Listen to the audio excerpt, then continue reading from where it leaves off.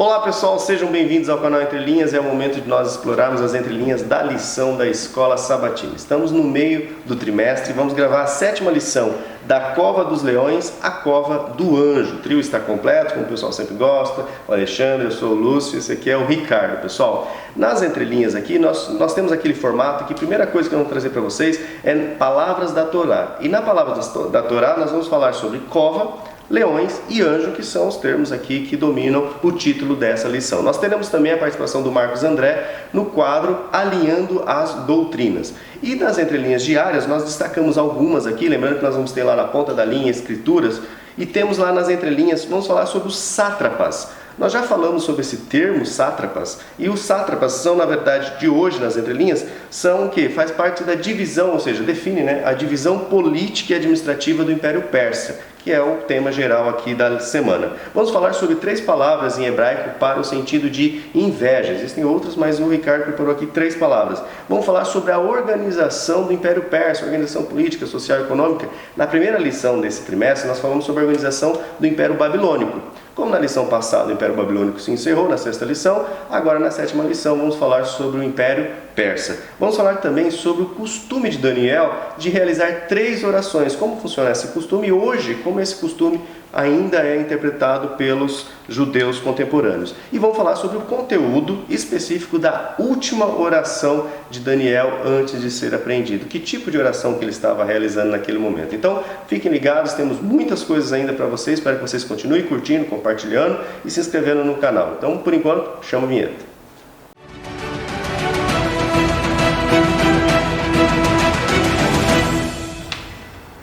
Bom pessoal, esse é o momento de nós aqui citarmos aquelas pessoas que dedicaram um pouquinho do tempo para comentar, para se expressar aqui nos vídeos, e isso é muito relevante para o canal porque o YouTube entende que o conteúdo é importante para você e começa a sugerir para os seus amigos, para as suas redes em geral aí na plataforma, beleza pessoal? Para quem não gosta muito dessa parte, tem um link aqui, ó, você já pula lá para as entrelinhas. Também aqui na descrição desse vídeo nós temos os links para todos os slides desse canal, desde lá do início até esse atual está lá, slides. Temos também links para você participar dos grupos do WhatsApp do canal.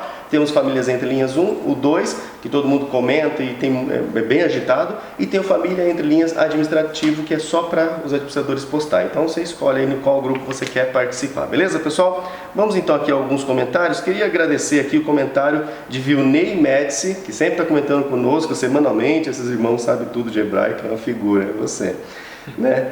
Denis Wilson Bizarre, fui até o fim. Carlos Souza, como é gratificante compartilhar com a família as entrelinhas, e realmente, Carlos. Vinícius Souza, Deus seja louvado por mais esse vídeo, obrigado mesmo, Deus seja louvado mesmo. Gilberto Saboia, Antônio Valdinei, Norma Almeida, Wagner Barros, perguntando o tema do próximo trimestre, já está definido, você pode ver. Jane Cordeiro, Lúcia Souza Abreu, meninos, estou sem fone novamente. E aí ela sempre gosta de ouvir o fone entre linhas. Mas Lúcia, já já você vai estar com fone novo. Vai responder o tema? Como interpretar as escrituras. Ixi, esse tema no próximo trimestre vai ser legal. Amós Soares de Matos, Volney Ricken também. E o comentário dele eu gostaria de destacar aqui, ó, trabalhar nossa tendência ao orgulho é uma luta diária. Isso mesmo, foi o tema geral aí da 5ª lição. Helena Saraiva comentou conosco, foi até o Marcos, aí isso é a Helena. Adriele Silva e Juliana Amorim. Obrigado pessoal, esses que eu citei, muitos estão comentando e a gente ainda não consegue ler porque a gente grava desincronizado do que vocês estão assistindo, mas muito obrigado mesmo pelo seu comentário, muito obrigado pelo seu like, pela sua inscrição e, como muitos aqui, compartilham nas suas redes, falando assim, olha só, estuda a lição aqui com esse pessoal, aprenda um pouquinho lá de hebraico, aprenda um pouco mais sobre a Torá. Valeu pessoal? Então vamos iniciar agora as entrelinhas. Nós começamos pela palavras da Torá e como eu falei na introdução, nós vamos trazer aqui cova, leões e anjo. Com você, Ricardo. Vamos lá, gente. Lição 7. Da cova dos leões à cova dos anjos, ou do anjo.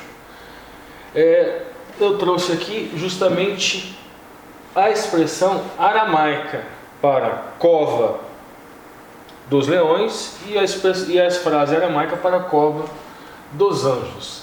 Legubá de Arreiavatá.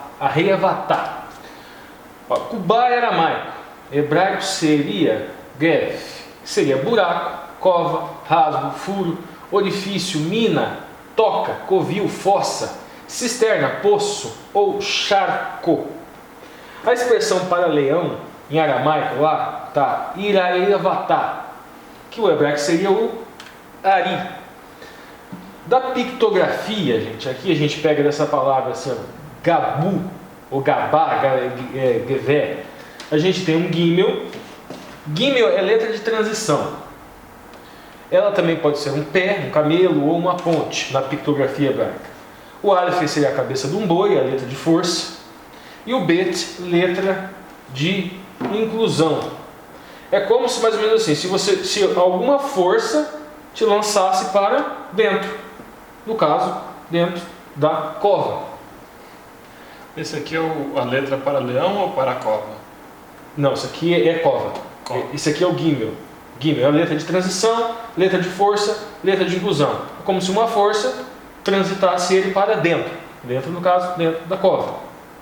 Agora, Ari, leão. Nós temos aqui a letra de força, a cabeça de um boi. É óbvio que é um animal, né? E Resh, cabeça. E o Yud seria uma mão. Letra de força, letra de realeza também, no caso. E aqui a letra de ação. Compõe o leão. Justamente tudo isso foi contido pelos anjos na cova desses leões, dessa força, vamos dizer assim, essa força da cabeça, essa força da mão. São todas letras assim relacionadas à ação. A potência, exatamente. Agora, Legubá de Maleché. É o Malá, é anjo ou mensageiro. Aqui é aramaico, aqui é hebraico. Nós teríamos aqui para o anjo um men, sempre lembrando que está muito atrelado a questão da Torá, a questão de alguns significados da Torá. Por exemplo, Mera Hefet Alpenei Hamai, o Espírito de Deus pairava sobre as águas. E o men é justamente aquela ondulação que nos reporta a Torá daquele pairar, o men. Aí nós temos o cajado, o shevet, o cajado do pastor, que seria o lamed, e depois aqui a letra de força, e o aleph, a cabeça de um boi, letra de força, e o kuf, que seria uma mão. Veja bem que esse mensageiro, este anjo, nós temos a letra do pairar, ou seja, pairar, do pairar sobre as águas, o men seria a água, também está simbolizado com purificação, ensino, poder e ação. No caso, esse mensageiro ou este anjo. Agora vamos para a lição para o dia de sábado. Antes da lição de sábado, preciso fazer aqui a chamada de alinhando as doutrinas. Então, aí nesse momento, vocês que estão curtindo esse quadro, o Marcos está trazendo aqui semanalmente, alinhando a linha da lição com uma doutrina bíblica adventista. Então agora é com você, Marcos. Olá, amigos do canal Entre Linhas, mais uma semana estamos nós aqui estudando juntos a Palavra de Deus, estudando aqui esse guia da lição da Escola Sabatina. Que bom que você volta até o canal para mais uma vez assistir aqui o estudo da lição.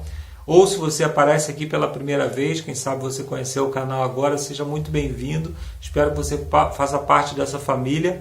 E eu posso dizer que é uma família mesmo, porque eu tive a oportunidade de conhecer algumas pessoas que acompanham o trabalho do canal.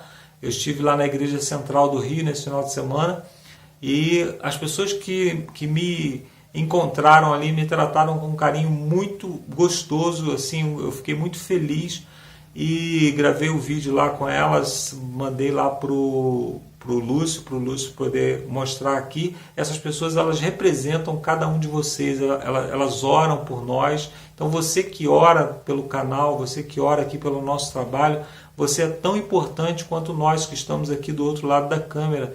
Eu sou alguém que crê no poder da oração e sei que se você é um intercessor desse canal, você é tão importante quanto qualquer um de nós aqui, porque alguns têm um dom de falar, outros têm o dom de fazer a edição, outros têm o dom da língua, como o Ricardo, mas alguém tem que ter o dom da oração, porque a oração é o esteio que nos move aqui. Então, muito obrigado por você que ora, não nos conhece pessoalmente, mas ora aqui pelo trabalho do canal. Você é muito importante para nós. Esse é o quadro Alinhando as Doutrinas. Esse quadro ele traz uma dica para você que é professor de escola sabatina e também traz uma doutrina que aparece nas entrelinhas da lição. A dica que eu quero trazer hoje é que você, professor de classe de escola sabatina, estimule os seus alunos a estudar a palavra de Deus, a estudar a lição, porque a lição ela tem que ser estudada em casa e nós revisamos a lição na igreja. Muitas pessoas deixam para estudar a lição lá na classe de escola sabatina. Essa dica parece óbvia, mas na verdade o que eu estou falando aqui é algo fundamental. Você que é professor, o seu trabalho não é passar a lição, o seu trabalho é fazer com que as pessoas estudem a lição durante essa semana. Como é que você vai fazer isso? Você pode estimular as pessoas a passarem a lição, e para isso elas vão ter que estudar, ou você pode também ajudar elas dizendo o que significa a lição da escola sabatina. A lição da escola sabatina é o que nos une doutrinariamente, isso é um curso de teologia. A igreja pega os melhores especialistas, os caras mais especializados naquele departamento, naquela área, e pedem para escrever uma lição da escola sabatina. Então, quando nós lemos, nós estamos como se nós estivéssemos estudando com o melhor professor de teologia que a igreja tem para poder passar esse conteúdo para a gente. Então, é muito importante você estar estudando. Depois, quando a lição da escola sabatina completa o seu ciclo, é como se você tivesse feito um curso de teologia. Então, a melhor fonte de estudo que nós temos é, em primeiro lugar, a palavra de Deus, e a lição da escola sabatina é um guia que nos auxilia para que possamos compreender melhor a palavra de Deus. Então, não dispensem de maneira nenhuma o estudo da lição se você é aluno, e se você é professor, estimule as pessoas a estudarem mais a palavra de Deus. Tem uma frase aí no mundo, né, que diz que o segredo da criatividade é você esconder bem as suas fontes. Mas, na verdade, nós que somos cristãos, nós precisamos compartilhar as nossas fontes. Então, se você tem alguma fonte de estudo que te estimula, como aqui, por exemplo, o canal, que te estimula a estudar melhor a lição, indique isso para outras pessoas, para que outras pessoas também ganhem o prazer de estudar a lição, tenha esse prazer em estudar a lição também. A doutrina que eu quero tratar hoje é a doutrina 22 do livro Nisto Cremos. Essa doutrina fala da conduta cristã. Por que eu quero falar dessa doutrina nessa lição especificamente do capítulo 6 de Daniel? A lição número 7 que estuda o capítulo 6 de Daniel. Porque Daniel ele consegue quebrar uma barreira muito importante, porque quando um rei ele assumia, né, ou um reino dominava outro reino, eles matavam os líderes, né, o braço direito, as pessoas que estavam no governo antigo, para que essas pessoas elas não se levantassem, né, numa insurgência contra o novo rei, contra o novo líder. E Daniel ele conseguiu transpor essa barreira. Ele vinha como governante de Babilônia, né, trabalhando no governo de Babilônia. Aí vem agora os medos e persas, que é o que nós estamos estudando nessa semana, e eles dominam ali o rei, né, dominam o reino da Babilônia, e Daniel continua servindo ao novo reino, né, o reino de Dario e Ciro, né, que vem aí dominando. Então, isso se dá por causa da conduta cristã de Daniel. Obviamente que Deus foi ali um auxiliar, né? Deus esteve realizando milagres para que isso acontecesse, mas a conduta de Daniel fala muito sobre ele, né? O testemunho de Daniel fala muito sobre ele. Nós estudamos nessa semana que Daniel tinha o hábito de orar diariamente, ele era reconhecido por isso, inclusive isso foi o elemento que fez com que ele fosse... passasse pela situação da cova dos leões, né? Aí aqui no livro Nisto Cremos, que é o livro que eu tenho aqui na minha mão, né? Essa doutrina da conduta cristã fala que nós devemos ser bons cristãos, mas não cristãos afetados. O que significa isso? Aquele cristão que fica demonstrando publicamente o seu cristianismo, demonstrando publicamente como ele é um bom cristão, talvez trazer até uma exaltação própria. Nós temos que tomar muito cuidado com isso, que isso é o oposto do que o cristão deve ser, né? O cristão ele deve estar sempre submisso a Cristo.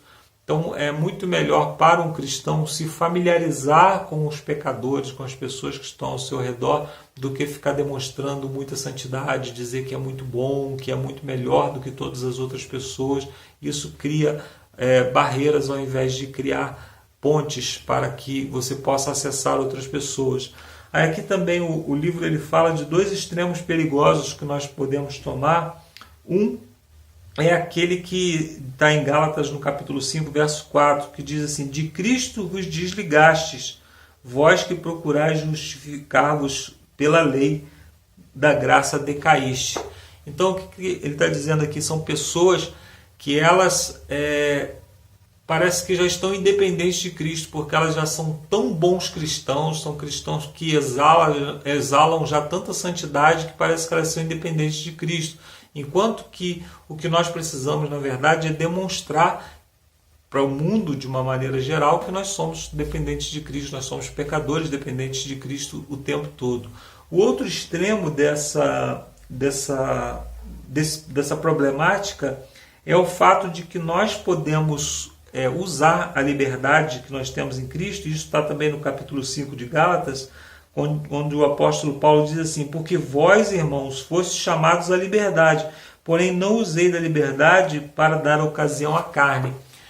Algumas pessoas elas se sentem tão livres em Cristo, né, tão livres talvez da lei, coisas assim, que já começam a a liberalidade que nos afasta de Cristo também, nos torna talvez transgressores da lei, ou então, pela sua liberdade, começam a escandalizar outros irmãos que ainda não têm a mesma maturidade espiritual. Nós temos que tomar cuidado com isso.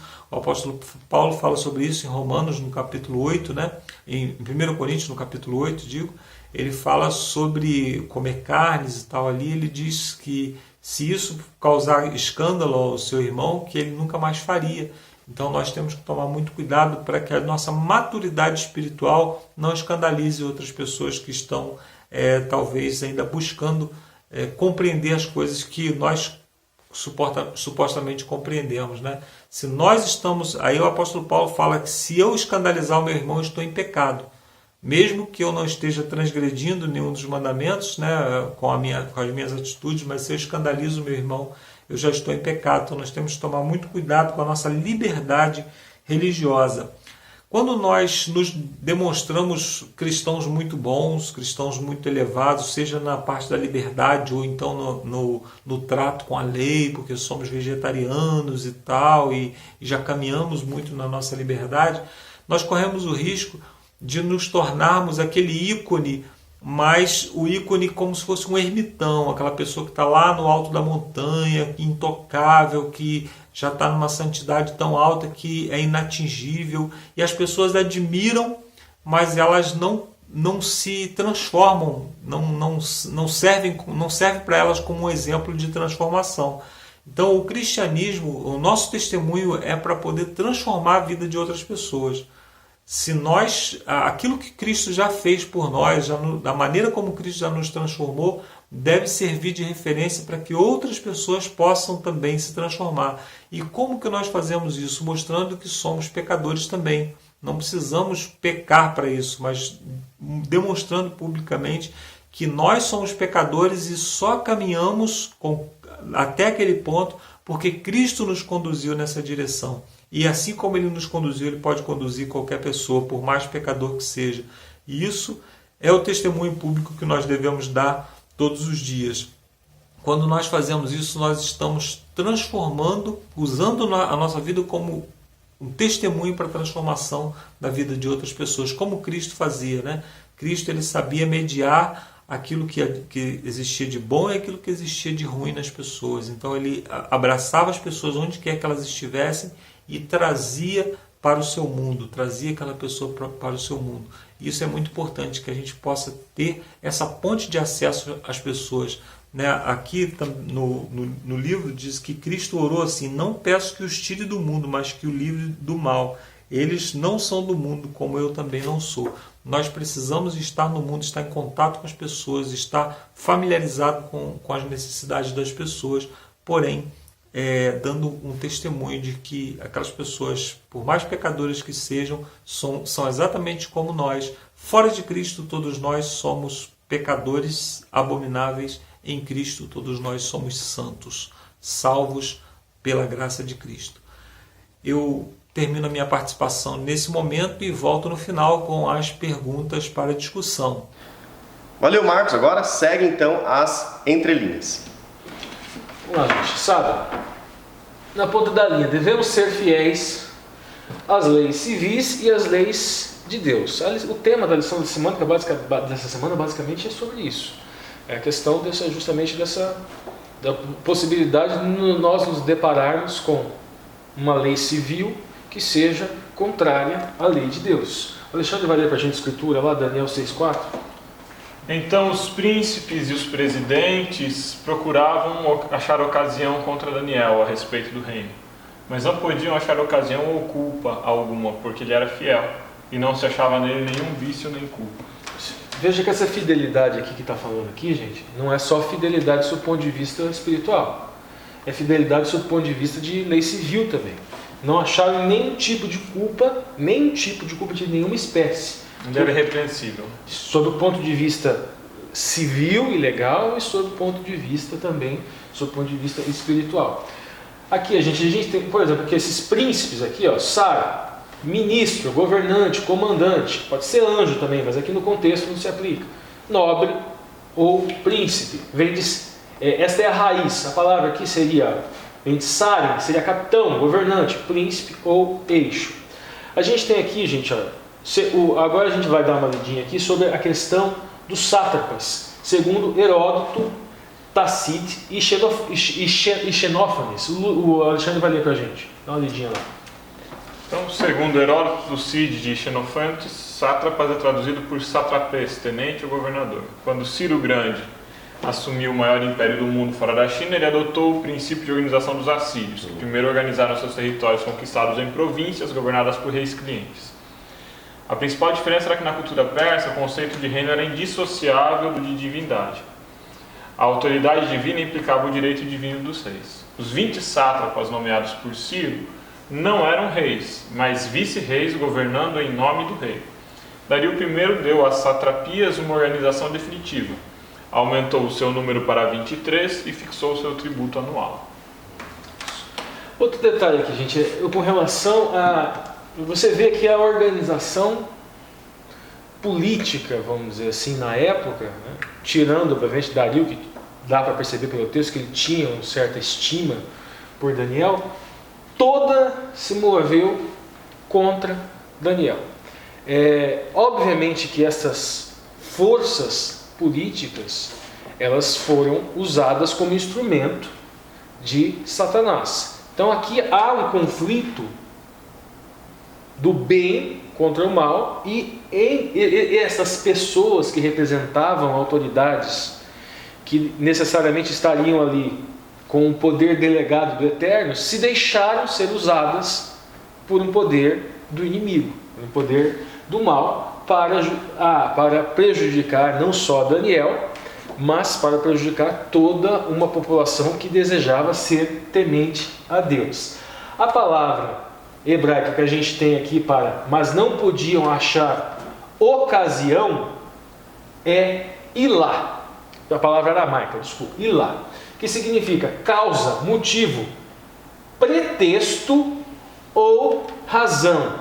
Em função desse significado aqui, pretexto, neste contexto, essa palavra achar ocasião já denota, aqui sim, diferente da semana passada, que a gente falou lá, que a gente falou que não, né, vocês dão uma olhadinha lá, com relação ao sonho de Nabucodonosor, a palavra hebraica lá, ela não denota com certeza dissimulação, agora aqui sim, e lá denota dissimulação.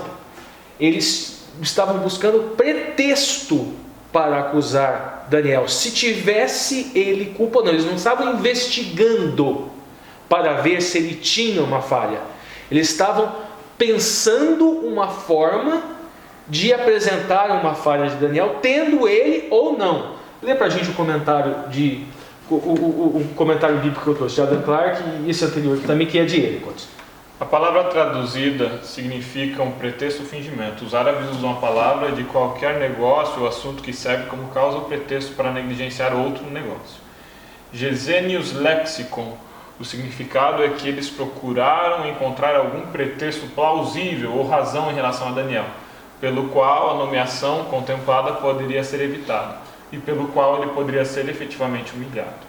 E Adam Clarke vai dizer: mas eles não encontraram defeito em sua administração, pois ele era fiel ao seu rei. Isso era uma virtude, mas ele também era fiel ao seu Deus. Isso eles esperavam interpretar um crime e torná-lo a causa de sua ruína. Legal. Avançando agora então para domingo na ponta da linha, Ricardo. Vamos lá. No caso de conflitos entre leis humanas e leis de Deus, devemos nos portar como Daniel. Com certeza.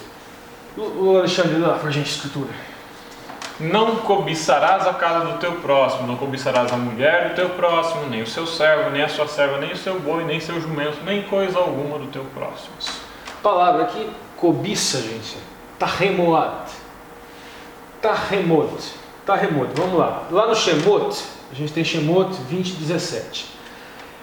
Nós encontramos escrito uma mitzvah, né?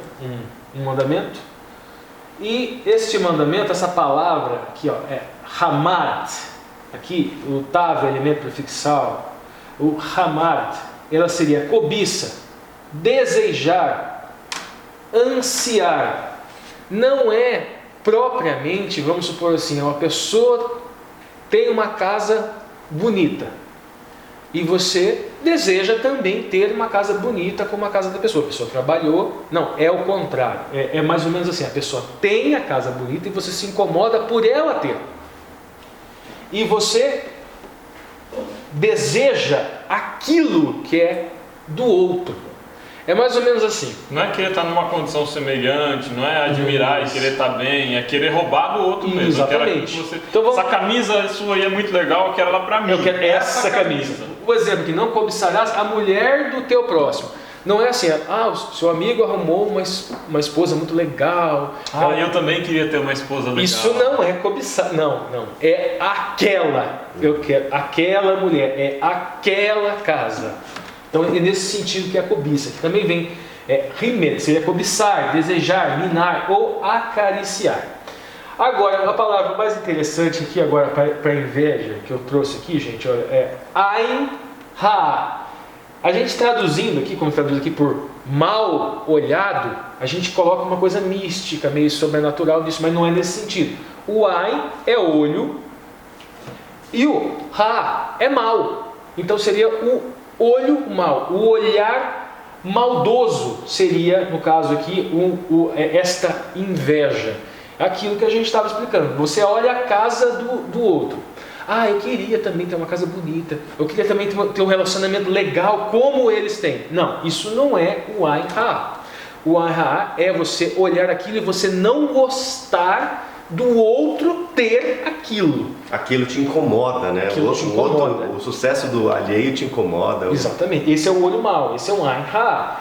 Agora aqui, Kine, já seria um outro lado. Por exemplo, essa palavra aqui, Kine, ela já... Samuel, né? Isso. Ela já é utilizada para o eterno. O Alexandre vai ler para a gente 1 Samuel 18:8. E Gênesis também. Isso, Gênesis. Seus irmãos, pois, o invejavam. Seu pai, porém, guardava esse negócio em seu coração. Gênesis 37:11. Aqui está contando a história de José do Egito, a túnica que ele recebe. Isso, exatamente. Aqui a gente tem o Bereshit, né? Aqui a gente tem essa palavra Kine. Ela também é utilizada para o eterno.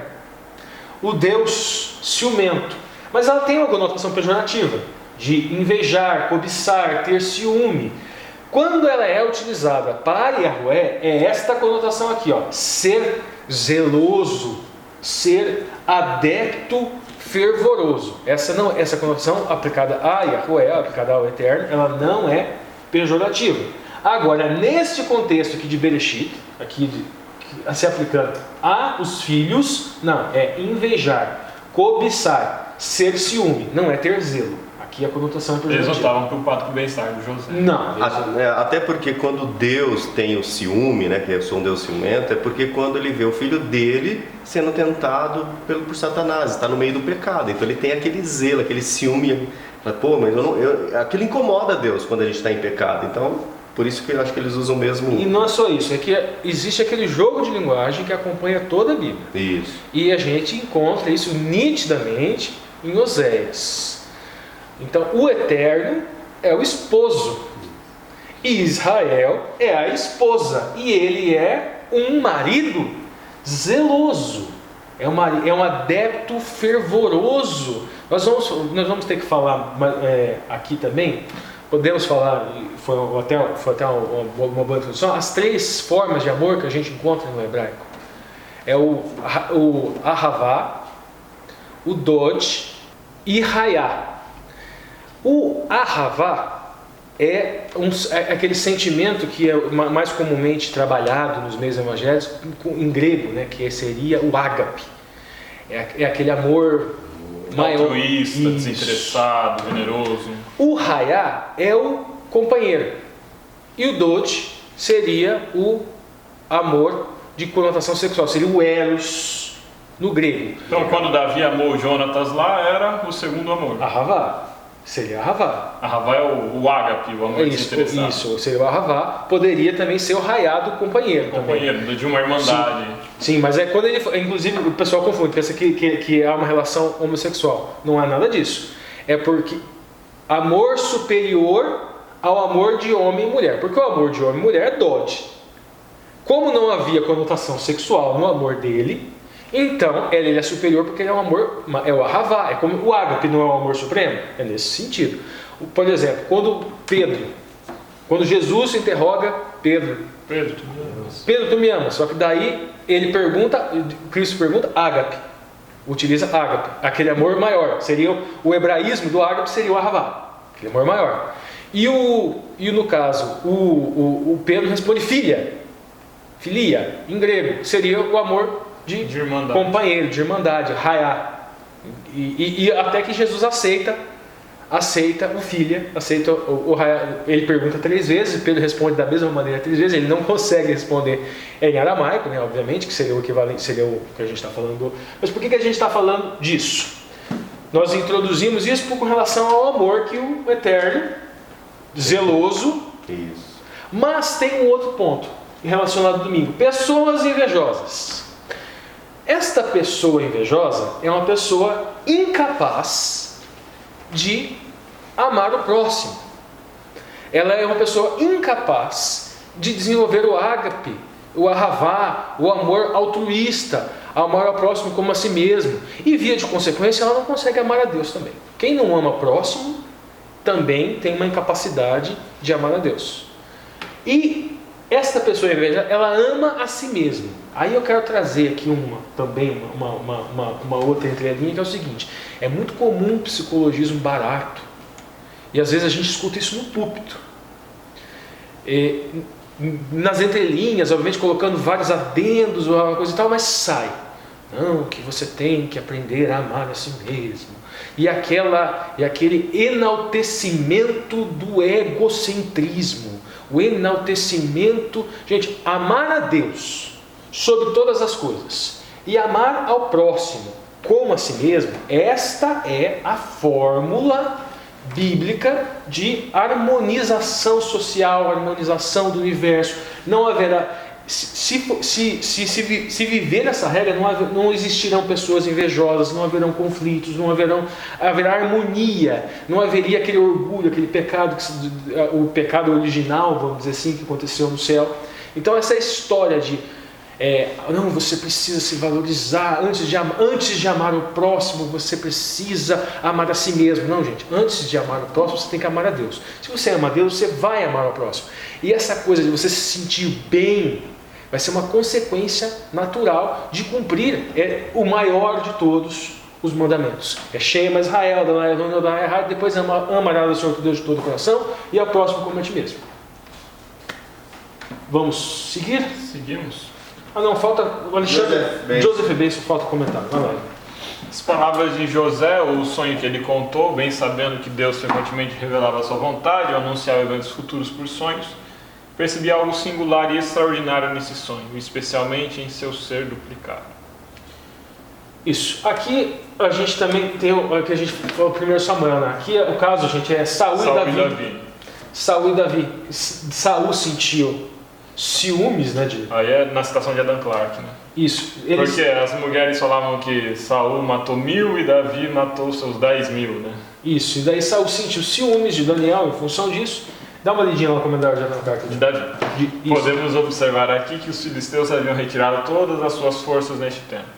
E quando Golias foi morto, eles ficaram totalmente desconcertados com os israelitas, liderados principalmente por Davi. E aí o ciúme de Saul. E aqui a gente vê pessoas invejosas e como isso interfere nos governos. É interessante que esse ciúme aqui às vezes não significa que você não tenha, né? Porque a gente pensa geralmente o ciúme daquele que não tem contra aquele que tem. Mas esse ciúme pode ser também daquele que tem tudo e queria mais. Que é o caso do rei Saul, porque o rei Saul tinha tudo, mas ele queria que os outros não tivessem nada, ele não conseguia aceitar que Davi tivesse algo. Então, inclusive ele até responde, né? Mas ele não tem reino. Ele dá essa respostinha. Mas e veja um detalhe que você falou que também achei interessante, é o seguinte, veja que também a questão de intensidade. Pessoa invejosa, ele tinha o reino, ele tinha, né? Mas porque o outro recebeu uma honra num cântico. Davi matou mais. Davi matou mais do que eu. Que coisa. Não pode. Mas não deixava de ser um enaltecimento também a Saul. Só que como colocava Davi em quantidade mais acima, ele se sentiu... Mantinha Saul na posição de rei. Sim. O negócio é que para o Saul não bastava ele ser rei. Ninguém mais poderia ser alguma coisa, né? Ninguém mais poderia se destacar mais. Interessante esse aspecto geralmente a inveja ela vem junto da ganância, né? Da ambição desenfreada.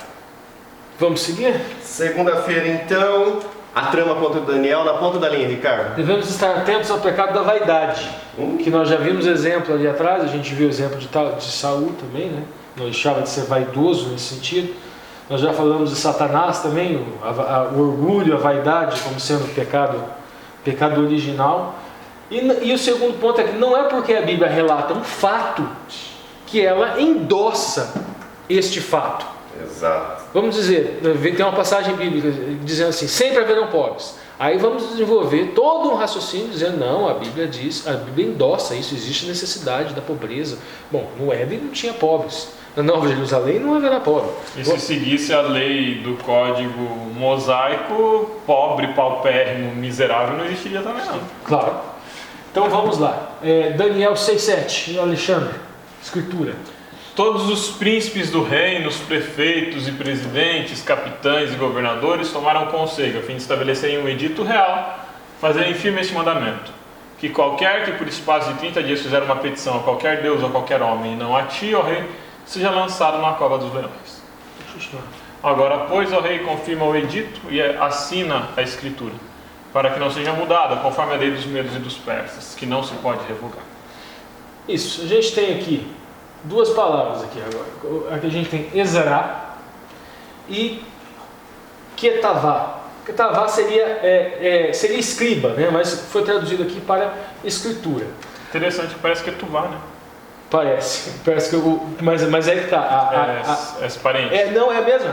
Por que o Alexandre está falando isso, gente? Porque o contrato de casamento é uma ketubá. Se escreve justamente com as mesmas letras. Porque o B ele tem som de V e tem som de B. E a ketubá literalmente significa escrito. O Alexandre falou um negócio interessante aqui que a gente vai poder linkar. A gente não tinha nem pensado nisso, saiu agora inclusive. Nós acabamos de falar do casamento. Nós falamos do Eterno, de Yahweh, que é o marido, e nós falamos também de Israel, que é a esposa. E agora aqui nós vemos Dario e nesse casamento, no casamento judaico, primeira fase, tem o Shidu, que seria a escolha. E nós temos a Ketubá, que seria o escrito.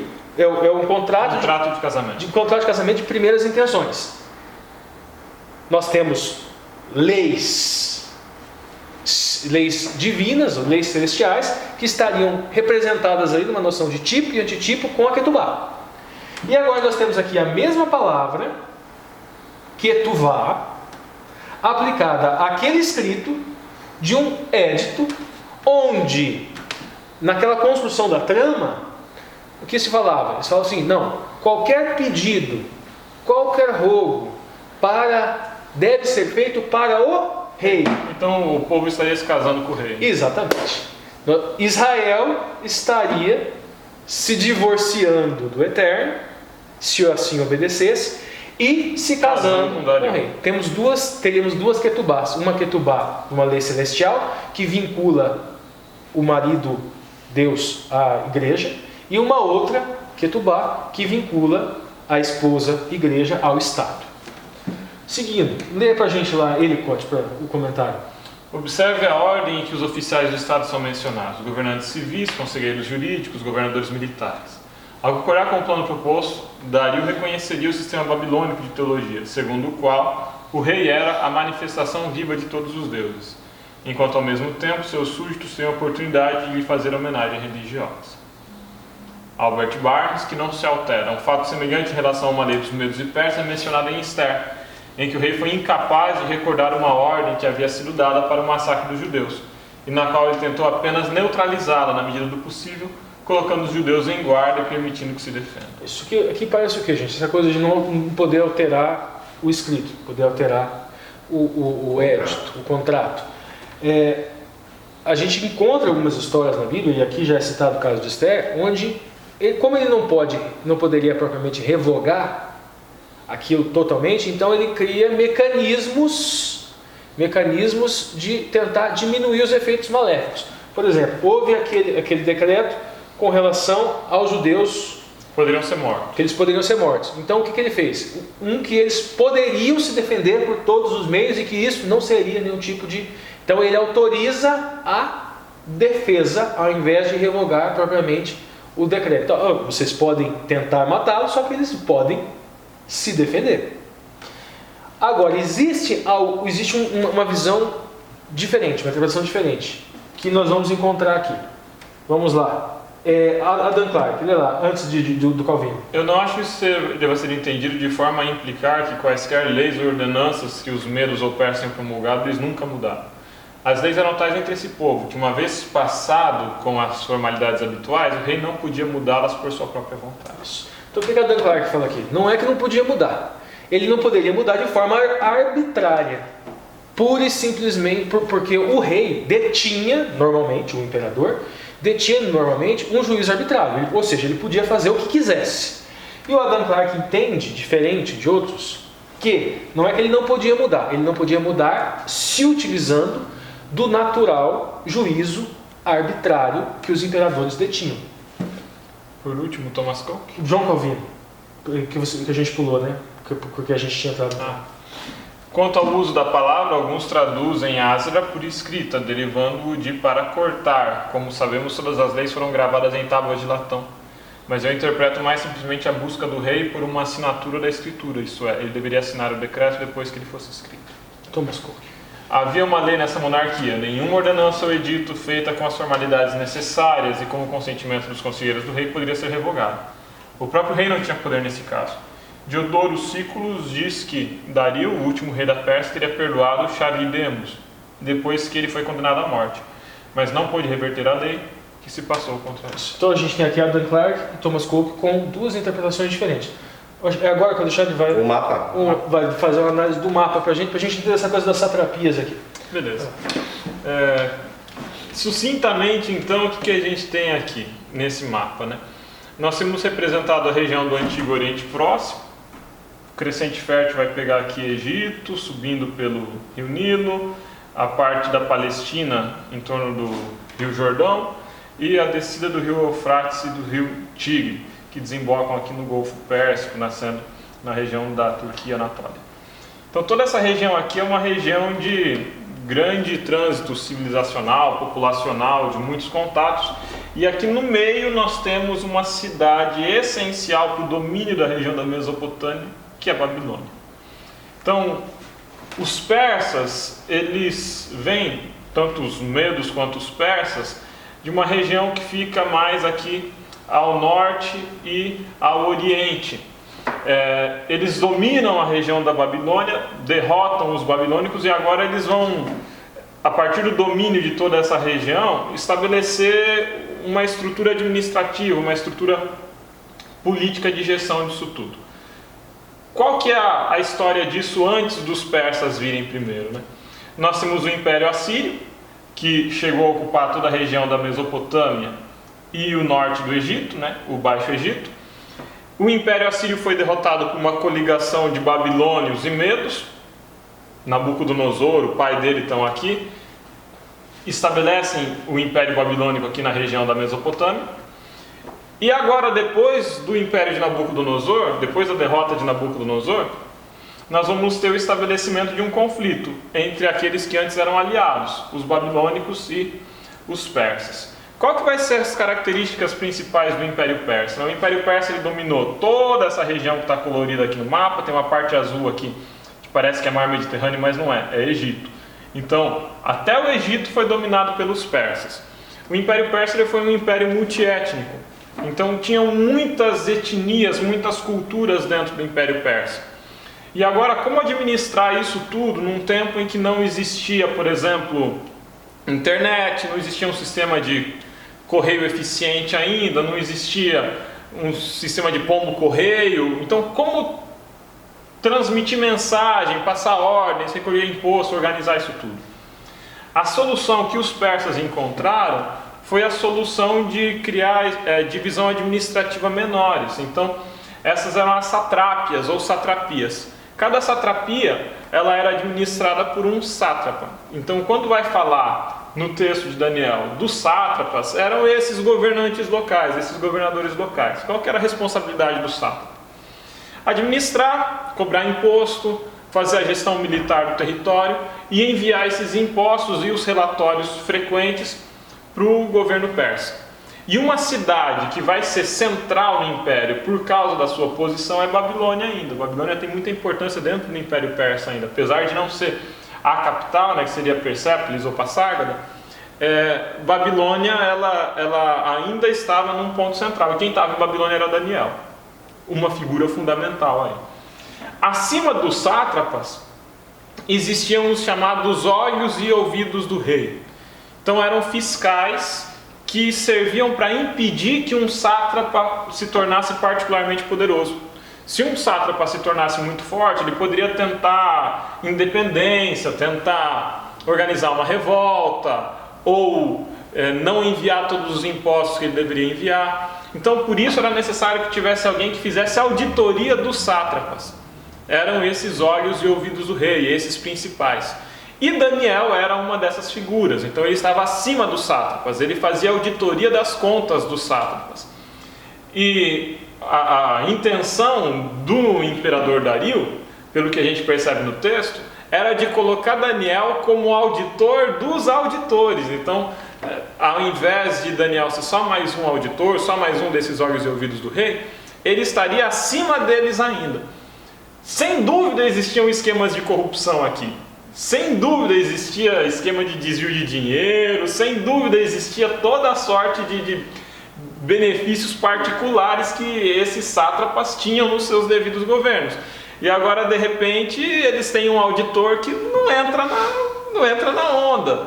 E mais, os próprios fiscais, olhos e ouvidos do rei, que eram pessoas de absoluta confiança, provavelmente eram corruptos também. E faziam aí o seu caixinha, faziam os seus desvios aí. E agora tem uma figura que é Caxias de tudo, que é o Daniel, e que começa a fiscalizar isso, começa a acabar com a brincadeira aí. E eles querem dar um jeito de matar Daniel. Só um detalhe interessante ainda, né? O Império Persa, na sua expansão, ele chega a dominar a região onde hoje é a Turquia, a Anatólia e a Trácia, que fica aqui no norte da Grécia. Por que que isso é muito importante? Existiam cidades-estados aqui que eram gregas. A Grécia fica nessa região, e apesar da Grécia ficar nessa região, existiam colônias gregas, cidades-estado grega, no norte da África, no sul da Itália, até o sul da Espanha tinha cidade-estado grega. E nessa região também tinha. Então, da expansão do Império Persa nessa região aqui, onde hoje é a Turquia, a região ali ao norte da Grécia também, na época Trácia, dessa expansão persa nessa região vão surgir atritos que causarão depois as guerras médicas.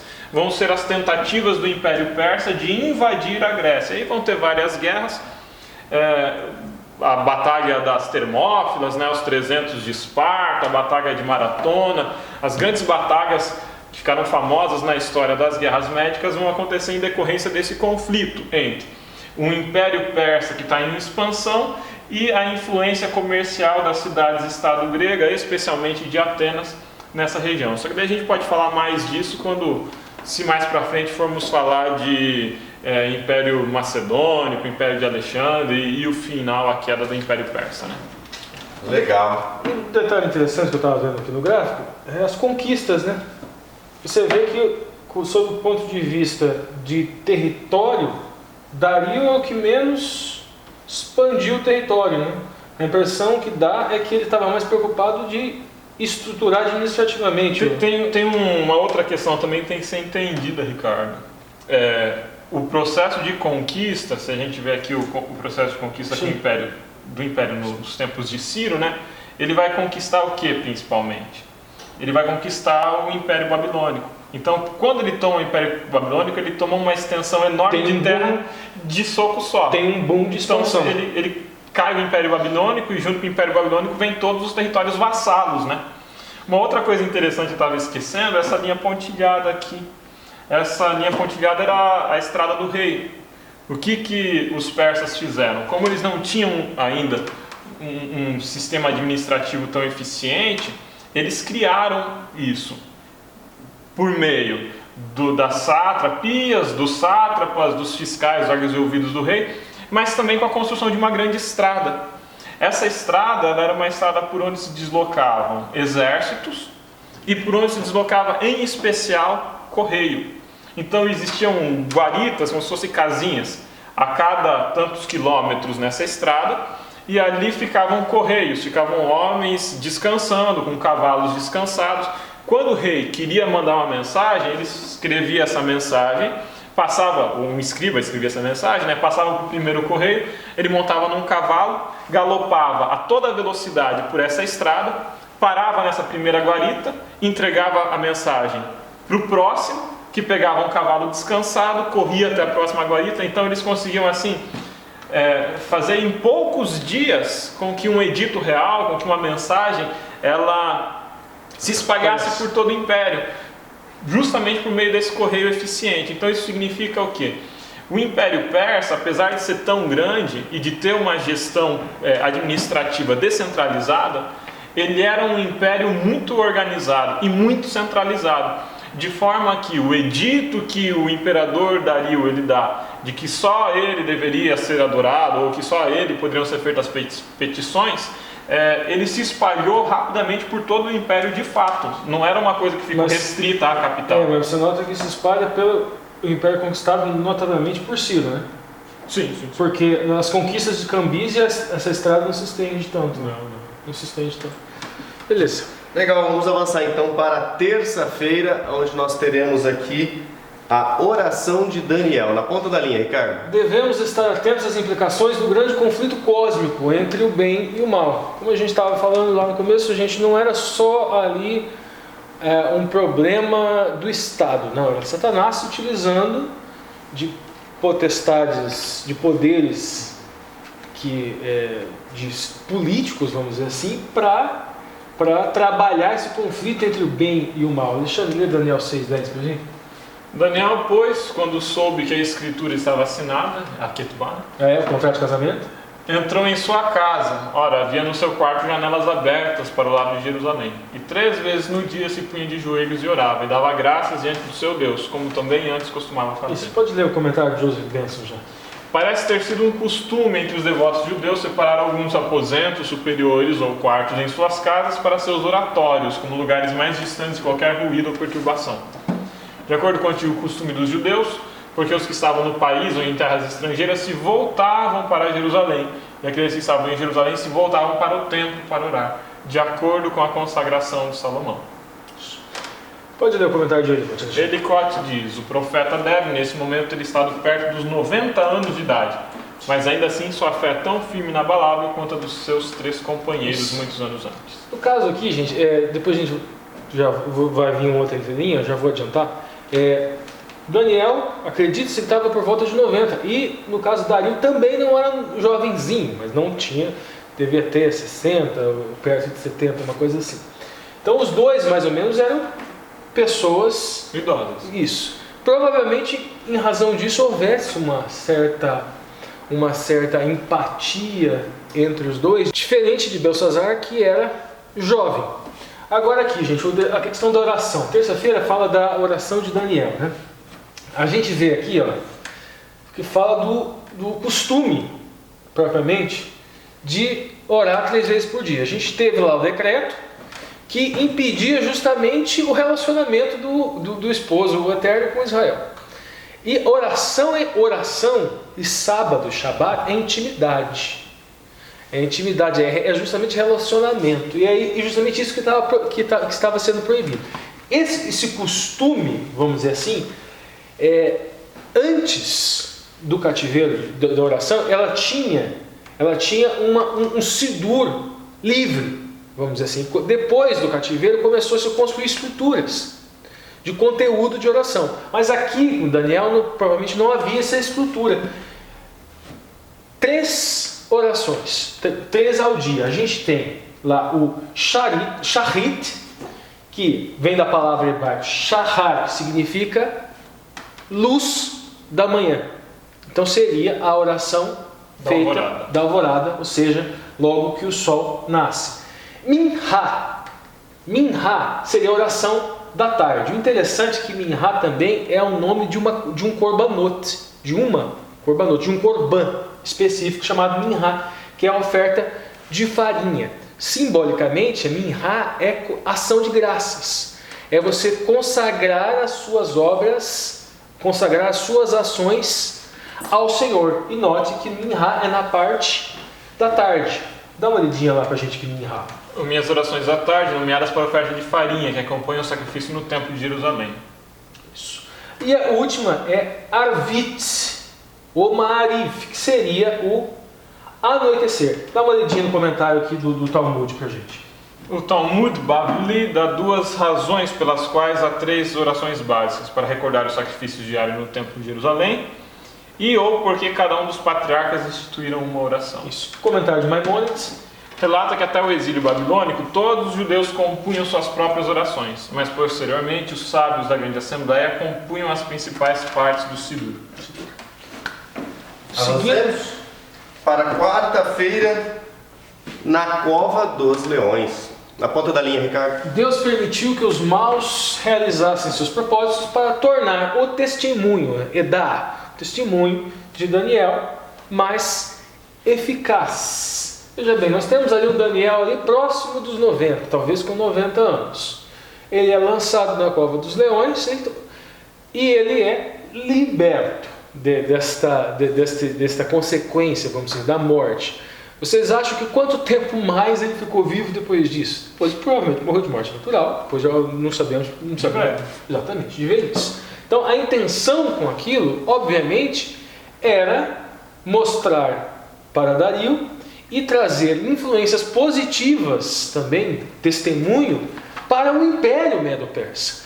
Bom, gente, a gente até pode fazer um paralelo com Esdras e Neemias, só que foi mais para frente. Aqui nós estamos lá, Ciro, Dario, vai ter ali Cambises, vai ter ali depois Falsesmerdes, daí depois vai ter Xerxes, e depois vai ter Artaxerxes. Então, um pouco tempo depois, houve lá o decreto e o povo volta, né? Tá, mas o decreto de Ciro, provavelmente já aconteceu. Só que o que acontece? Há o decreto de Ciro para libertar o povo. Mas aí depois Dario olha o tal decreto, espera lá, mas não foi efetivado, vamos dizer assim, e daí ele repete. E daí depois Artaxerxes é que efetivamente dá condições para o O retorno. decreto de Ciro não chega a libertar uma galera, então. Não, o decreto está lá, está válido, mas não existe condições práticas, né? Para que isso efetivamente aconteça. A gente lembra, por exemplo, que o retorno de Neemias mesmo, ele teve que ir com gente protegendo. Ezra foi na raça, né? Porque ele tinha falado para o rei, ele precisava dar esse testemunho, né? E daí Deus agora Neemias mesmo, ele teve que ir com a galera para o escolta. Agora imagina o cara voltar sozinho. Não ia ser bem difícil, né? Bom, onde que a gente estava lendo aqui? Então vai lá, lê lá pra gente, Alexandre. Então aqueles homens foram juntos, acharam Daniel orando e suplicando diante do seu Deus. Então se apresentaram e disseram ao rei no tocante ao mandamento real: porventura não assinastes o edito pelo qual todo homem que fizesse uma petição a qualquer Deus ou a qualquer homem por espaço de 30 dias, e não a ti, ó rei, seria lançado na cova dos leões? Respondeu o rei: essa palavra é certa, conforme a lei dos meses do Pérsia, não pode se revogar. Ouvindo então o rei o negócio, ficou muito penalizado, e a favor de Daniel propôs dentro de seu coração de livrá-lo. E até o pôr do sol trabalhou por o salvar. Então o rei ordenou que trouxessem a Daniel. Não pôde salvar, né? E o lançaram na cova dos leões. E falando o rei, disse a Daniel: o teu Deus, a quem tu continuamente serves, ele te livrará. Então a armação dele é o seguinte: rei. Vamos seguir, né? E o rei dirigiu para o palácio, passou a noite em jejum. E não deixou trazer a sua presença de instrumentos de música, fugiu dele o sono. E o meu Deus enviou o seu anjo e fechou a boca essa parte ainda não. Depois a gente fez. Bom, vamos lá, gente. Primeira coisa, fizeram lá aquela armação lá, e o Edito 30 dias só súplica para o rei. Não vai poder pedir súplica para Deus nenhum. A gente vê aí esse contraponto, né? A pessoa teria que abrir mão da relação com Deus, no caso Israel, da relação com o esposo. Vai fazer uma outra ketuvá. Exatamente, vai fazer uma outra ketubá. E aqui, 30 dias, o rei não percebeu a astúcia das pessoas e provavelmente não percebeu a razão da vaidade. A ideia, a finalidade apresentada por ele é o seguinte: fidelidade para com o império. 30 dias só para testar essa fidelidade, para aumentar essa fidelidade. Mas aí o inimigo também utilizou eles e deve ter colocado aquela coisinha na cabeça de Dario. Mas o detalhe, daí ela não podia fazer nenhum tipo de requerimento. A palavra aqui para orar, gente, aqui, taham, que é súplica. Daniel estava naquela oração justamente suplicando. Provavelmente ele estava suplicando porque sabia da consequência de manter a relação com o Eterno. Então ele estava lá, como era o seu costume, sabendo que aquilo traria consequências, e estava suplicando para o Eterno. É interessante que Daniel ele não alterou o seu costume, né? Ele orava naquele quarto, com a janela aberta, virado para aquele lado. Sim. E depois que saiu o decreto, ele continuou orando naquele quarto, com a janela aberta, virado para aquele lado. Virado para Jerusalém. Eu faço um paralelo. Só um detalhe interessante, virado para aquele lado. Quem estava em Jerusalém virava para o templo. Quem estava fora, para Jerusalém. É interessante porque cabe um paralelo com os decretos dominicais. Se tem muito a ideia, quando sair os decretos dominicais vai ser exatamente como... Calma lá. Teve uma observação que a Ellen White faz, inclusive, sobre os decretos dominicais que saíram nos Estados Unidos no tempo dela. E ela critica alguns irmãos adventistas que mudaram o seu comportamento para afrontar o decreto. Então, o cara não tinha o costume de rachar lenha no domingo. Mas agora ele vai lá, saiu um decreto de que é proibido trabalhar no domingo. Aí ele vai lá e começa a rachar lenha no domingo, só para afrontar o decreto, só para produzir perseguição. Não foi isso que Daniel fez. Daniel não saiu na rua, orar na rua. Não, agora. O costume dele. Ele orava naquele quarto, com a janela aberta, virado para Jerusalém. Todos os dias, 3 vezes ao dia. E ele continuou orando naquele quarto, virado para Jerusalém, 3 vezes ao dia. Então, existe uma diferença aqui. Daniel não estava procurando a perseguição. E uma coisa que Ellen White diz é que nós não devemos abreviar o nosso tempo de perseguição. Não precisa procurar a perseguição. Então, se tem uma lei que diz que eu não devo trabalhar no domingo e eu não tenho o hábito de trabalhar no domingo, eu não tenho motivo para trabalhar no domingo agora só para contestar uma lei. A gente não precisa caçar a sarna para se coçar, não precisa procurar encrenca. Um detalhe prático dessa oração, gente, é o Sidur, né? Agora antes do cativeiro não tinha conteúdo. Mas um detalhe interessante que eu já falei antes, a palavra, o teve lá, a raiz dela é piléu, que significa pensar, imaginar, crer, pedir. Também tem esse sentido de pedir, que era o que o Edito falava, não pode pedir, só pode pedir por rei. Orar, rogar, suplicar ou julgar. Esta palavra, no rito pael, no grau verbal rito pael, ela é um reflexivo recíproco. Significa o quê? O sujeito executa executa o verbo e sofre a ação, o efeito do verbo. Se piléu significa julgar, é orar, mas no sentido de julgar, então no rito pael significa julgar a si mesmo. Então oração não é também a gente tem que lembrar que oração não pode ser algo mecânico.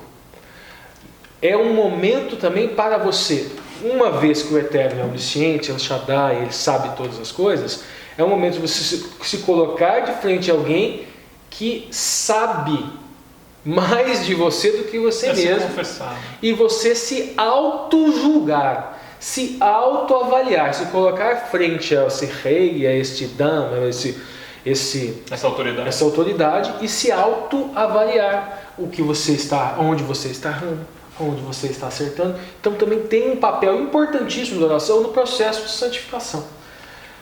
Continua. E justificação. Sim, e justificação também. O detalhe aqui, Cadá é inclinado, a oração dele era prostrado. Albert Barnes e Adam Clark, lê lá pra gente. Não é incomum ter jantares tarde da noite, como acontece agora em muitos lugares. A grande ansiedade do rei, no entanto, por conta do ocorrido, impediu-o de participar da refeição habitual da corte. Por quê? A questão do jejum aqui não era que ele propriamente estava participando da liturgia, da prática do jejum. Mas ele não quis comer. Mas ele não quis comer aquela noite. Porque o jejum, inclusive, a gente já falou aqui antes, consiste em quê? A porção diária você separa e você doa. Então ele tem uma finalidade, tem toda uma liturgia, tem todo um significado do porquê você se fragilizar, mas não. No caso aqui, a palavra jejum é o seguinte, ele estava tão chateado que ele não teve condições de comer, não teve vontade de comer. Adam Clark. Tudo isso indica sua grande sinceridade, quando se considera que Dario não poderia ter menos do que 62, 63 anos de idade nesse momento.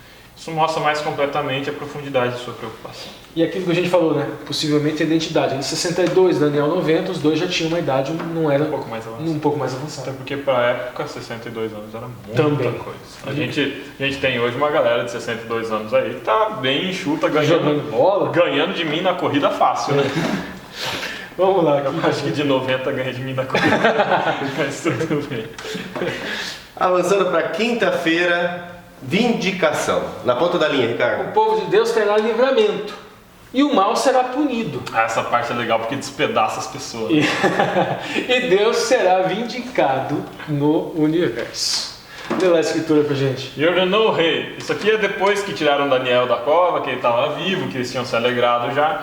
E ordenou o rei. Foram trazidos aqueles homens que tinham acusado Daniel e foram lançados na cova dos leões. Eles, seus filhos, suas mulheres.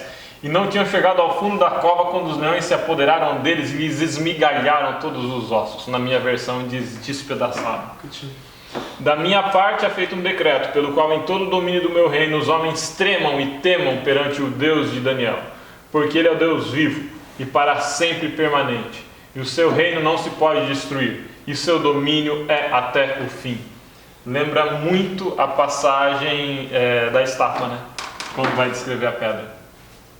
Ele livra e salva e opera sinais e maravilhas nos céus e na terra. Ele livrou a Daniel do poder dos leões. E tem um detalhe também, né? A frase que ela sempre fala do rei, né? O rei viva para sempre. E aqui no édito o rei coloca o domínio até... De certa forma o rei Dario ele reconhece a soberania do Deus de Daniel. Exatamente. Dá um comentário de Albert Barnes pra gente, Alexandre. Todo departamento ou província, todo reino ou império era composto de vários reinos, como Mídia, Pérsia, Babilônia, etc. O significado é que ele desejava que o Deus de Daniel fosse honrado e reverenciado em todo o império. Não se podia pretender que a lei exigisse que qualquer outra punição fosse infligida a Daniel. E o caminho agora estava claro para lidar com os autores da conspiração maliciosa como eles mereciam. ninguém pode razoavelmente duvidar da probabilidade do que é dito aqui em relação aos conspiradores contra Daniel. O rei tinha poder arbitrário, ele estava convencido de sua culpa. Então veja bem, gente, aqui ó, a lei propriamente foi revogada? Não. Daniel foi jogado. Daniel foi jogado na cova dos leões. A lei foi cumprida. Então eles não tinham nada mais que contestar. E o rei decidiu matar eles. E o rei, então, agora vou jogar vocês e vamos ver se vocês passam pelo mesmo teste de Daniel. Exatamente, passam pelo mesmo teste de Daniel. Um aspecto interessante e que o autor diz na lição também, dois aspectos na verdade, né? O primeiro é de que existia essa prática na Babilônia e na Pérsia de se punir a família pelo crime do culpado. Então, é estranho a Deus isso de mandar filho, filha e mulher e todo mundo morrer junto, mas era uma prática da época. E não significa que a Bíblia concorde com isso. Simplesmente foi o que aconteceu. E simplesmente descreve aquilo que a gente falou. Não é porque a Bíblia fala sempre haverão pobres. Que é para ser assim. Que é para ser assim, que nós não devemos ajudar os pobres, que nós devemos desgostar desta realidade. Que o diga Ló, né? Sim. Que o diga Ló e suas filhas. E o segundo aspecto que eu acho muito interessante é quando na lição o autor ele fala: e aqueles que não foram poupados dos leões? E aqueles que não foram poupados do fogo? E aqueles que não foram poupados do martírio? A gente precisa entender aqui que Daniel tinha um propósito para que ele fosse livrado. O testemunho dele ficou, aqui está o propósito. O edito que o rei Dario faz depois, enaltecendo a Deus, é em decorrência do testemunho de Daniel e do milagre que aconteceu ali na cova dos leões. Então é preciso entender que em alguns momentos é do propósito de Deus que a pessoa seja livrada. Em outros momentos não é do propósito de Deus que a pessoa seja livrada. E a nossa posição diante dessa situação só pode ser uma: de resignação e de humildade diante de Deus, porque os saberes de Deus são superiores aos nossos saberes. É o que a gente sempre fala do chamado. Vai crá, o cará é o chamado, só que nem todos são chamados para ter impermeabilidade a fogo, nem todos são chamados para ser domadores de leões, nem todos são chamados para abrir o Mar Vermelho. O chamado para emuná, o cará, no caso, e emuná, fé, beleza, todos recebem o chamado para a fé. Só que a gente sempre fala, a gente falou, fé não é superpoder. Se Deus te chamou para ir daqui a ali e tem o Mar Vermelho na frente, o Mar Vermelho vai se abrir. Por quê? Emuná também é cargo ou função. Deus te chamou para uma função. Qual a função? Ir daqui até ali, levar o povo daqui até ali. Tem o mar na frente? Ele te chamou, o mar vai abrir. A minha função pode ser sobreviver à fornalha ou morrer na fogueira. Ou morrer como os mártires morreram. E os mártires têm um testemunho específico, como o martírio. Outros não têm, como é o caso de Daniel, como é o caso de Ananias, Misael e Azarias. Legal. Deixa eu voltar aqui. Bom, pessoal, antes de nós encerrarmos, então, nós teremos agora a participação do Marcos André com as perguntas para discussão que estão aqui, né, no manualzinho nosso aqui de sexta-feira. Então, agora é com você, Marcos. Olá, amigos do canal Entre Linhas. Eu estou aqui de volta e agora falo somente com aqueles que realmente têm interesse no estudo da Palavra de Deus, que gastam o seu tempo para compreender com profundidade aquilo que a Palavra de Deus vem trazendo através aqui da lição da Escola Sabatina, e realmente você investe o seu tempo em algo muito precioso, porque o estudo da Bíblia, o estudo da Palavra de Deus é aquilo que realmente vale a pena investir tempo. E eu quero pedir a Deus que continue colocando no seu coração o desejo de estudar tanto assim a sua palavra, para que você possa crescer cada dia mais. Aqui nós temos um estudo adicional na parte de sexta-feira que traz aqui as perguntas para discussão. E essas perguntas eu vou deixar aqui um pouco da minha opinião, que é aquela parte que traz a aplicação prática da lição, né? A pergunta número 1, ela traz uma frase de Jean-Paul Sartre. Esse é um filósofo ateu e ele é um dos precursores do existencialismo. O que é o existencialismo? É a ideia de que o importante é que você seja feliz. O importante é você seguir aquilo que dá na sua cabeça, que vai te fazer feliz. é você criar um ambiente bom ao seu redor para que você seja feliz. E isso, em alguns aspectos, ou em muitos aspectos, entra em contradição com a palavra de Deus, que diz que nós devemos servir, que diz que nós devemos viver em função do próximo, colocar o outro em primeiro lugar, amar a Deus acima de todas as coisas, né? E a frase dele que vem aqui na lição diz assim: a melhor maneira de conceber o projeto fundamental da realidade humana é dizer que o homem é o ser cujo projeto é ser Deus. Eu creio que ao trazer essa frase, o Sartre quer dizer que os deuses e as religiões, elas foram criadas como projetos do ser humano para se projetar numa realidade superior e talvez impor as suas ideias, impor as suas maneiras de pensar, como se ele fosse o próprio Deus. Ou seja, os deuses, né, as religiões e os deuses, inclusive, talvez falando do Deus que nós cremos também, são criação do ser humano. Isso entra em clara contradição com a palavra de Deus, que nos diz que nós somos criados por Deus e não criadores de deuses, né? E nós também somos, nós temos o livro de Daniel, né, como um testemunho vivo de que o ser humano não teria capacidade de criar uma religião como a religião judaico-cristã, que crê que essas profecias são profecias verdadeiras. As profecias do livro de Daniel são profecias praticamente totalmente cumpridas, né, quase integralmente cumpridas. E essas profecias nos mostram que nós não temos capacidade de criar um Deus como o Deus que nós cremos. Esse Deus, ele está acima da capacidade humana. As profecias nos mostram isso. Porque nós não teríamos capacidade de prever o futuro com tanta precisão como as profecias nos mostram, né? Além de, se nós pudermos, de aspectos de Deus que nós não conseguimos explicar. Como que nós criaríamos um Deus que nem nós mesmos conseguimos explicar? Então isso nos mostra que a teoria de Sartre ela é uma teoria errada. No entanto, nós temos que pensar a respeito dessa nossa capacidade de nos tornarmos deuses. Olha só, isso não estou falando de pessoas que criam deuses de prata, de barro, de ouro, como acontecia no passado. Eu estou falando daquela ideia de que o Deus que eu creio, ele gosta das músicas que eu gosto, ele gosta da alimentação que eu gosto, ele gosta da igreja que eu frequento, ele gosta do tipo de culto que eu presto, ele gosta do tipo de liturgia que eu faço, do tipo de relacionamento que eu tenho com ele. Ou seja, o Deus que eu creio, ele gosta de tudo que eu gosto. Aí o que acontece? Quando você vai lá e olha no espelho, o Deus que você adora, na verdade, é você mesmo.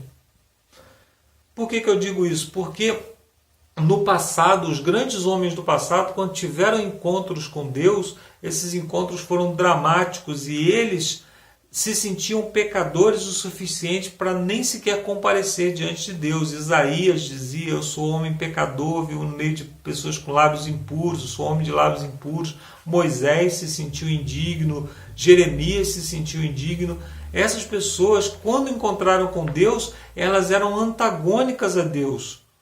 Elas se sentiam antagônicas ao que Deus espera delas. E hoje, quando nós achamos que tudo que nós fazemos e tudo que nós cremos está de acordo com a plena vontade de Deus, nós talvez estejamos crendo num Deus que nós mesmos criamos. Então é muito importante a gente tomar muito cuidado para que a gente não se torne o Deus das nossas próprias vidas. E aí cada um segue uma religiosidade que criou e não aquilo que Deus espera de nós. Então nós temos que tomar muito cuidado com isso.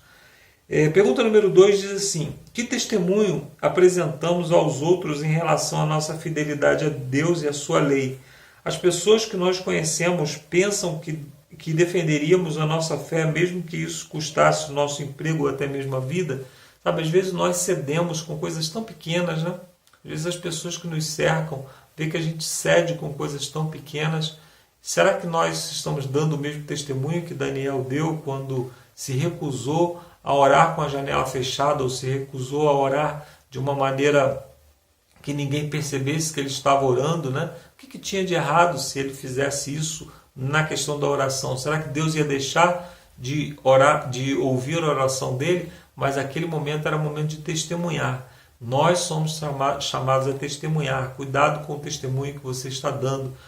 Sempre aquela pergunta, se a nossa igreja saísse da nossa comunidade, que testemunho, será que as pessoas sentiriam falta? Isso responde sobre o tipo de testemunho que nós estamos dando. Será que se eu mudasse do meu bairro, as pessoas sentiriam falta? Ou as pessoas ficariam felizes porque saiu aquele crente chato que fica aborrecendo todo mundo, né? Temos que pensar sobre o tipo de testemunho que nós estamos dando.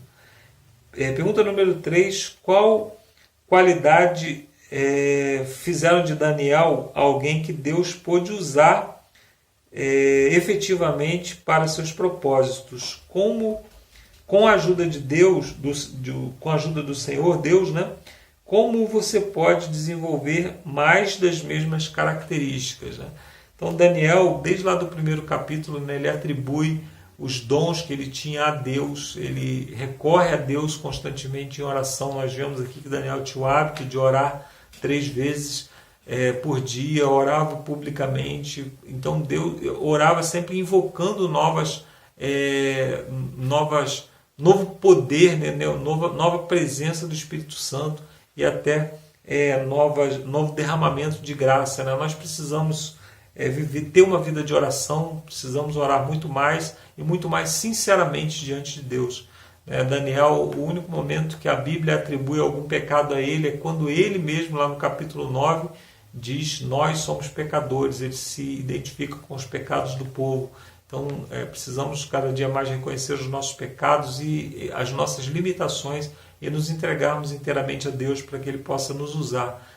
A frase do apóstolo Paulo: não mais vivo eu, mas Cristo vive em mim, é um exemplo disso, né? Fazer com que possamos nos esvaziar de nós mesmos para que Cristo possa viver em nós. Aí a pergunta número 4, já falei um pouquinho sobre o testemunho, né? Ele fala assim: Daniel estaria justificado se decidisse, à luz do decreto, mudar a maneira de orar, ou seja, orar talvez com a janela fechada, né? Ou isso teria sido uma transgressão perigosa, uma transigência perigosa, né? E por quê? Como eu falei, aquele momento não era só a oração de Daniel, era o testemunho de Daniel. E às vezes nós somos chamados a testemunhar, né? E quando que nós somos chamados a testemunhar? Quando a nossa fé é testada, quando a nossa crença é testada, quando a nossa fidelidade é testada. Então lá no trabalho, no colégio, né, quando nós estamos na faculdade. Há uns anos atrás, né, uma história triste, quando uma pessoa entrou na faculdade, aqui na minha cidade, é uma cidade que tem algumas faculdades aqui, mas uma pessoa entrou na faculdade e disse que não poderia estudar no sábado e o diretor lá da faculdade, né, a pessoa com quem ela foi falar, disse: mas tem outras pessoas da sua igreja aqui e elas estudam sem problema nenhum, por que você não estudaria? Então olha o testemunho que nós estamos dando publicamente, né? Então nós precisamos cuidar, porque pequenas transigências podem dar um mau testemunho da nossa fé. Precisamos saber o momento que Deus está nos chamando a testemunhar publicamente da fé que nós professamos. Eu gostaria de convidar você a orar nesse momento para que possamos pedir a Deus que Ele nos encha do Espírito Santo para que possamos saber o momento correto de dar o testemunho necessário para que outras pessoas possam conhecer um pouco mais sobre o Deus que nós servimos. Vamos orar? Santo e glorioso Deus, que mais uma vez elevamos aqui o nosso pensamento, a nossa voz a Ti, Senhor, para Te pedirmos que o Senhor perdoe as nossas falhas, perdoe o nosso mau testemunho, perdoe a nossa arrogância de pensar que podemos ter uma religiosidade movida apenas pelos nossos próprios méritos, e Te pedimos que o Senhor nos encha do Teu Santo Espírito, Senhor, para que possamos testemunhar publicamente para as outras pessoas, para sermos cristãos melhores, para sermos cristãos segundo o modelo que é Cristo. Nós Te pedimos isso pelo nome do nosso Senhor e Salvador Jesus Cristo. Amém. Obrigado, amigo, porque você esteve conosco até agora. e até o próximo estudo, até a semana que vem. Valeu, Marcos. Obrigado pela oração. Você que chegou até aqui no final do vídeo, como o Marcos já reforçou, coloca aí, fui até o fim, hashtag fui até o Marcos. E se prepare porque nós teremos ainda a 8ª lição no próximo vídeo, do mar tempestuoso às nuvens do céu, que é o capítulo 7 de Daniel. Espero que vocês estejam animados, estudando esse livro aí tão misterioso para alguns e que na verdade é tão claro quando o Espírito Santo trabalha conosco, ok? Então, tchau, tchau, até o próximo vídeo. Shalom.